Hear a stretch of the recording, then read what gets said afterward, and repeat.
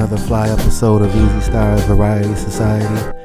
This week is show and tell week, and we're going to start off first with my office situation. This is the Klein Library down at Northern Arizona University in Flagstaff.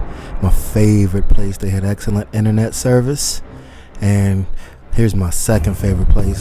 It was closest to where I was staying at first there, the Flagstaff shelter.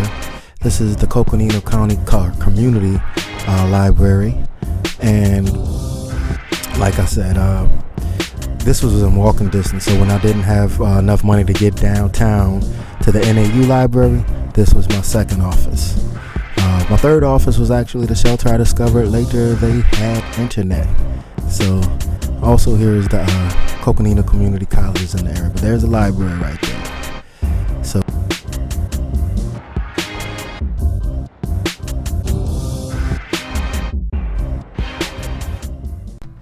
So another adventure I got into right there, you see my homeboy Eric. Now Eric, he introduced me to bow and arrow. I believe this is the first time I ever shot bow and arrow, but he was my teacher. You know what I mean? You could see him winding up. There goes his dog. I forgot his dog name, but it was a nice, cool dog. They lived in a trailer situation. It was his mom and himself. They offered for me to stay with them, but I kind of like had met some friends at the shelter, so I decided to stay at the shelter. But look at him. He thought he was smooth. Eric was pretty smooth though. He was a smooth character. Look at him. Bang. That's his third shot. Yeah, 2 to the right. Oh, you see, look at his best shot, right? Because then you see the ace coming up right there. Yeah, even my Easy Star shirt on, so I was in full form. You know what I'm saying? Full character. I wasn't as smooth on the what do you call that when you load the arrow? You see right there, the joint is kind of hard at first. I had to take a deep breath and then get there. And you see my blind self put the arrow right up to my eye, right? Bam! Look how close I was to the bullseye. I'm already busting Eric, right? You know what I'm saying? But I still had to work on my reloads. My loads was kind of janky. But you know, it was actually my I would say I had shot arrows maybe about 4 times right there at this point. So I was still working on my game a little bit. Close to the eye, wind up, line it up, and then aim a little lower. Boom. Oh, a little bit to the outside. You know what I'm saying? But you know, I was forgiving myself. I was a rookie at it. He's asking me about my camera. Had his eye on my camera. I had to let him know my camera was the ace. You know what I'm saying? Small camera, you can plug a mic into it, which is rare at that price range. But look at him, here we go.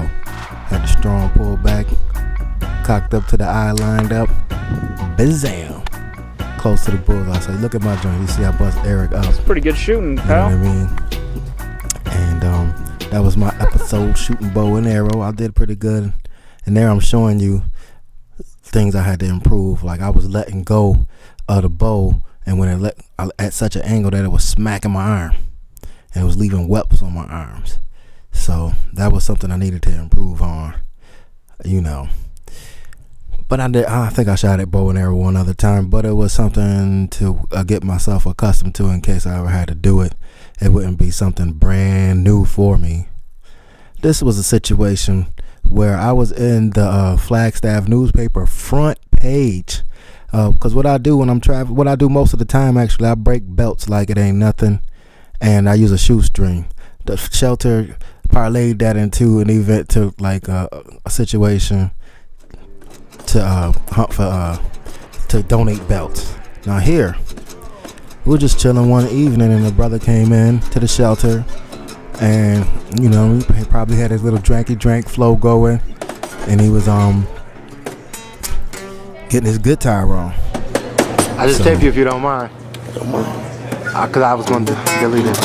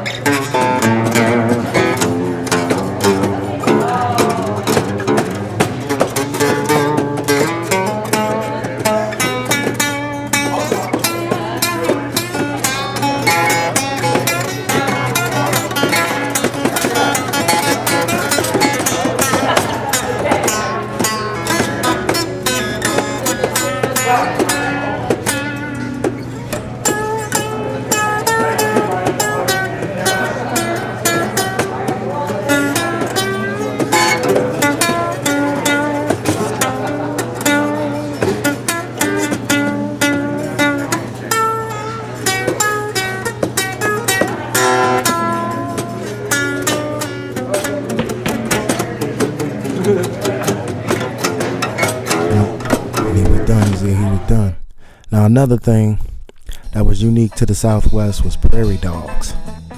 Now I had never seen a prairie dog, and I had been trying to catch them for like 4 months, but they was, for whatever reason, avoid my camera. But just one day, they was just kind of showing their behind off. You know, especially, this is a good shot right here. Look at him, he's just posing for the camera. They was out playing strong this day. Look at them, some playful looking characters. Also, I noticed there was a lot of ravens around the area, so that's probably their number one enemy, was ravens in the area, swooping down and yoking them up. Just watching them. There go his buddy right over there.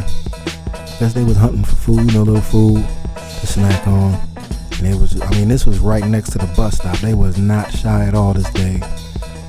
And I'm glad I finally got the call to catch them on camera and show you. Because it's unique. If you never seen a prairie dog, it's unique, you know what I mean? So there go another one. They was just clowning that day.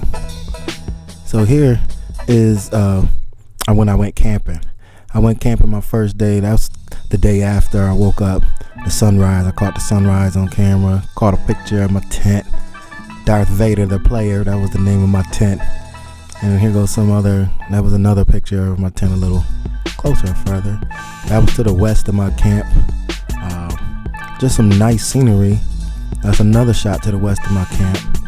I was there for 3 days until I got punked off by the deer.